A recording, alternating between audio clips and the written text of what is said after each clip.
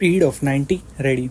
ગુજરાત માટે ગૌરવપૂર્ણ ક્ષણ સર્જાઈ છે, કારણ કે સુરતના ઈચ્છાપુર પોલીસ સ્ટેશનને કેન્દ્રીય ગૃહ મંત્રાલય દ્વારા સમગ્ર દેશમાં શ્રેષ્ઠ પોલીસ સ્ટેશન તરીકે માન્યતા આપવામાં આવી છે. આ સિદ્ધિ માત્ર સુરત કે ગુજરાત માટે જ નહીં, પરંતુ સમગ્ર દેશમાં ગુજરાત પોલીસની કાર્યક્ષમતા અને પ્રજાસેવા પ્રત્યેની પ્રતિબદ્ધતાને ઉજાગર કરતી એક ઐતિહાસિક ઘટના છે. આ ગૌરવપ્રદ એવોર્ડ ભુવનેશ્વરમાં આયોજિત ડીજીપી સંમેલન દરમિયાન કેન્દ્રીય ગૃહમંત્રી શ્રી અમિતભાઈ શાહના હસ્તે ઈચ્છાપુર પોલીસ સ્ટેશનને પ્રદાન કરવામાં આવ્યું.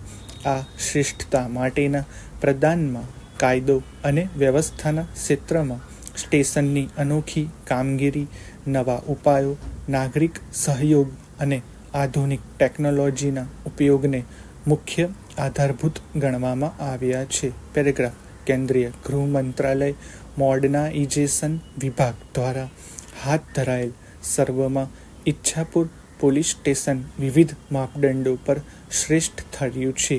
ગૃહ રાજ્યમંત્રી શ્રી હર્ષભાઈ સંઘવી અને સુરત શહેર પોલીસ કમિશનર અનુપમસિંહ ગહલોતે પણ પોલીસ ટીમને અભિનંદન પાઠવવામાં આવ્યા હતા.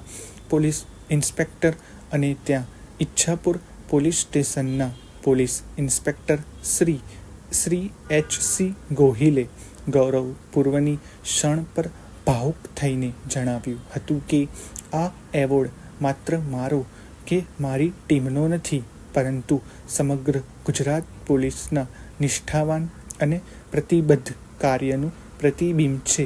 આ સિદ્ધિએ સાબિત કરી દીધું છે કે કાયદો અને વ્યવસ્થા જાળવવામાં સમાજ અને પોલીસ વચ્ચેનો સહયોગ કેટલો મહત્વપૂર્ણ છે.